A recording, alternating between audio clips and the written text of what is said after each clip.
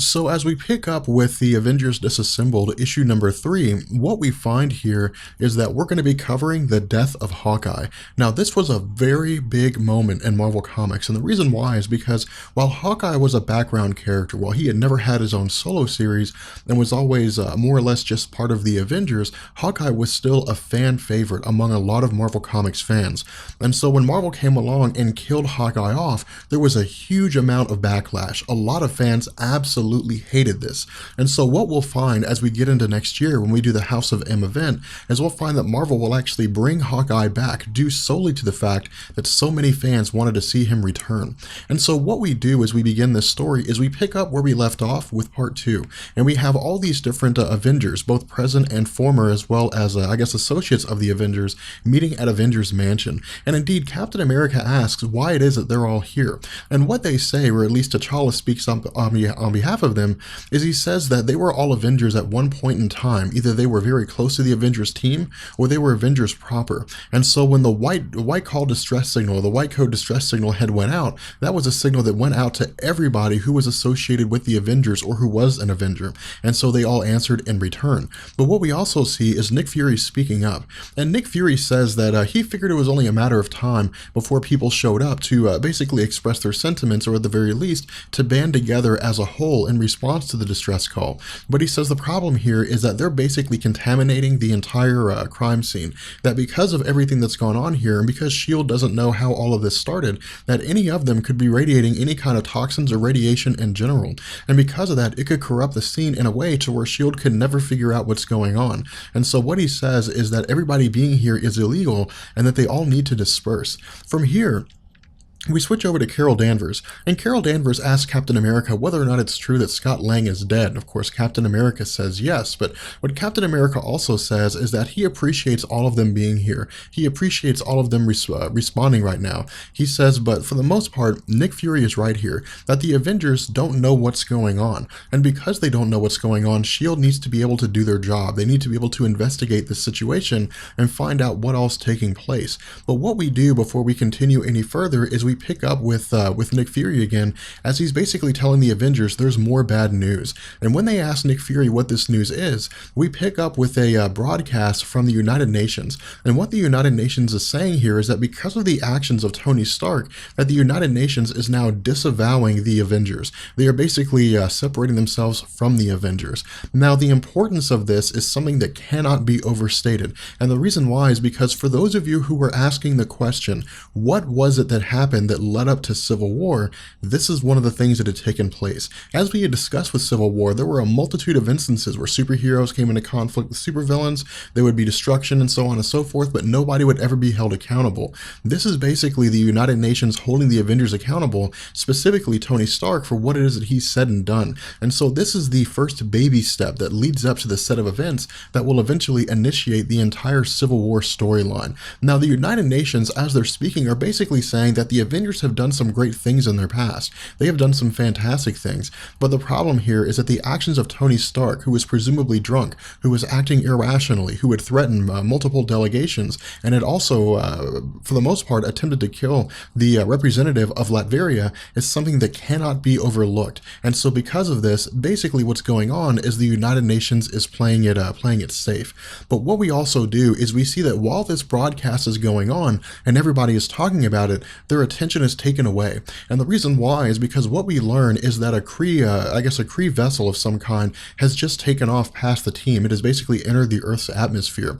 And so everybody begins to panic. We of course see Nick Fury asking the S.H.I.E.L.D. helicarrier whether or not they're able to detect anything, and the S.H.I.E.L.D. helicarrier says no. In fact, they don't really know what Nick Fury is talking about. They can't detect anything on their radar, which is an important element because what it tells us is that as far as the ship is concerned, these things aren't here. And so again, as the Avengers are trying to piece all this together, as they're trying to figure everything out, when Nick Fury instructs the individuals of the helicarrier to physically look outside of the ship and look into the city, they realize there are different, or I guess there is a Kree ship that is appearing. But what we also find is that in addition to this Kree ship is a Kree warship, an entire, I guess, a fleet vessel, along with a host of person-to-person vehicles. And so what's basically taking place here, as far as we can tell, is that the Kree are invading the planet Earth. And so what we do as we we continue with this is that we pick up with the Avengers as they're doing what they can, as everything is going, I guess, devolving into absolute chaos. Everything's starting to go crazy. Of course, it's absolute pandemonium for the most part. They're dodging shots. They're trying to figure out what's going on. And so what happens as this conflict continues is that one of the Kree encounters Captain America directly. And what Captain America does is he grabs the Kree and tells the Kree soldier to translate, to tell them in English what it is that's taking place. And so what this Kree warrior tells Captain America is that they're basically going to eradicate the Avengers from the books of history. They're going to eliminate them entirely, that they are an affront to the Kree culture, and they need to go away entirely. In addition, what the Kree warrior says is that it was foretold by their supreme intelligence that a day would come when the Avengers would come to an end at the hands of the Kree. Now, we don't know this for certain, but what this Kree soldier says is that this is the day. This is basically the reckoning of the Avengers at the hands of the Kree. And so what we see is that all these Kree soldiers begin teleporting down onto the surface of the planet, and the fight begins to become a ground fight. It stops being an aerial battle.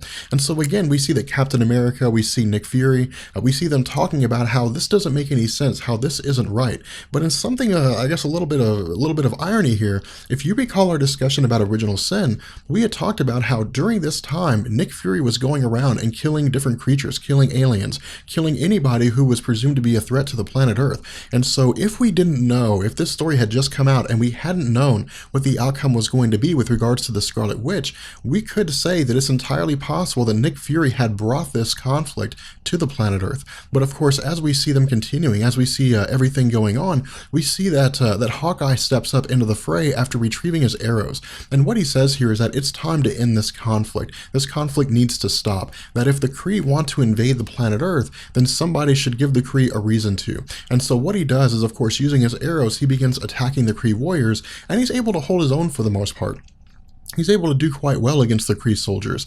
And again, as things continue, as things progress, we ultimately see that some of the arrows, or perhaps even Hawkeye's actual outfit, catches on fire. And when it does, Hawkeye begins to panic for a moment, but then he has this moment of clarity. And what he does is grab one of the Kree soldiers who's wearing a jetpack, and he initiates the jetpack, firing it towards the mothership. And when he actually gets towards the to the mothership proper, he flies into one of the engine bays, and then the mothership explodes, indicating to us that Hawkeye had sacrificed himself for the purpose of defeating the Kree.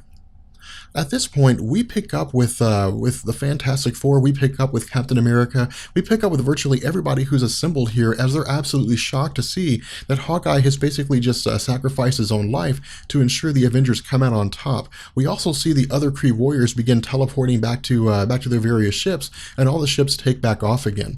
And so what we do is we see that as things are beginning to slow down, that as the conflict is beginning to come to an end, that one of the individuals, one of the members here, is looking at the Kree warship, or I guess looking at parts of the Kree warship.